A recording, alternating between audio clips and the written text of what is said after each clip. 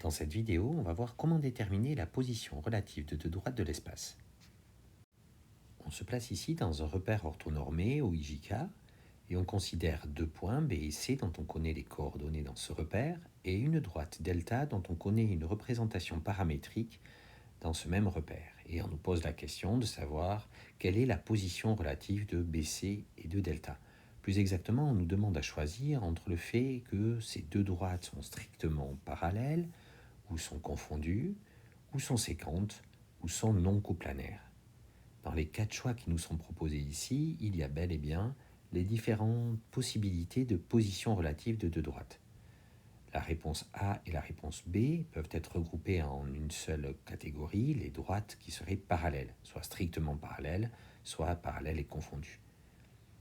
La C vient rajouter le deuxième cas où les deux droites seraient coplanaires, c'est-à-dire dans un même plan. Les deux droites qui sont coplanaires dans un même plan sont soit parallèles, soit séquentes.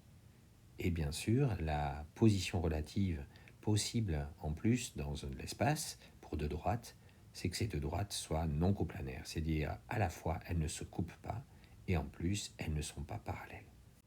Comment déterminer la position relative de ces deux droites ? Eh bien, on va commencer par voir si elles sont parallèles ou non. Pour cela, on va s'intéresser à leurs vecteurs directeurs respectifs et regarder s'ils sont colinéaires ou non.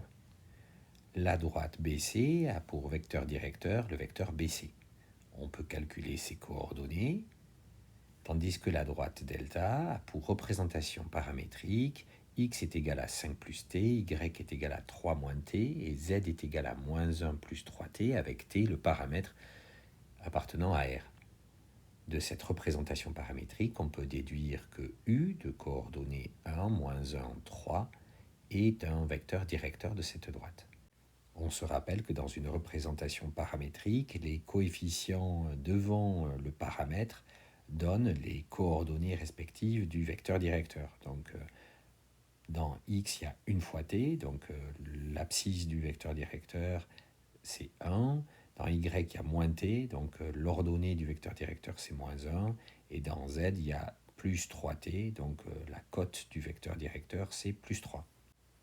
Comme le vecteur BC a pour coordonnées 0, moins 6, 6, et que le vecteur U a pour coordonnées 1, moins 1, 3, on voit clairement que les coordonnées de ces deux vecteurs ne sont pas proportionnelles et que donc ces deux vecteurs ne sont pas colinéaires. Les droites BC et delta ne sont donc pas parallèles, ni strictement parallèles et encore moins confondues. Reste à savoir si elles sont séquentes ou non coplanaires. On va commencer par déterminer une représentation paramétrique de la droite BC. La droite BC a pour vecteur directeur le vecteur BC de coordonnées 0, moins 6, 6. On peut donc en déduire un autre vecteur directeur pour cette droite BC, le vecteur U' qui serait égal à 1 sixième de BC et qui a pour coordonnées 0, moins 1 et 1. Donc une représentation paramétrique de la droite BC passant par le point P de coordonnées 3, 6, 3 et de vecteur directeur U' de coordonnées 0, moins 1, 1 est donnée par le système x est égal à 0 fois t' plus 3, y est égal à moins 1 fois t' plus 6 et z est égal à 1 fois t' plus 3, avec t', un réel, qui est le paramètre de cette représentation paramétrique. Donc une représentation paramétrique de BC est par exemple x est égal à 3, y est égal à moins t' plus 6 et z est égal à t' plus 3, avec t', le paramètre appartenant à R. Dire que ces deux droites sont séquentes revient à dire qu'il existe un point, notons-le I, de coordonnées x, y, z, dont les coordonnées vérifieraient à la fois la représentation paramétrique de BC et la représentation paramétrique de delta. Pour savoir si un tel point existe, il suffit donc de résoudre un système de trois équations à deux inconnus où les deux inconnus seraient les deux paramètres t et t'. Ce système serait 3 est égal à 5 plus t, moins t' plus 6 est égal à 3 moins t, et t' plus 3 est égal à moins 1 plus 3t. Il reste donc à résoudre ce système pour voir s'il admet une solution. La première équation donne t est égal à moins 2.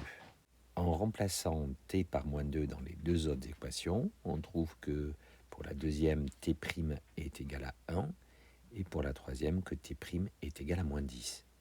Ce système de 3 équations à 2 inconnues n'a donc pas de solution, puisque t' ne peut pas à la fois valoir 1 et moins 10, et donc ces deux droites, BC et delta, n'ont pas de point d'intersection.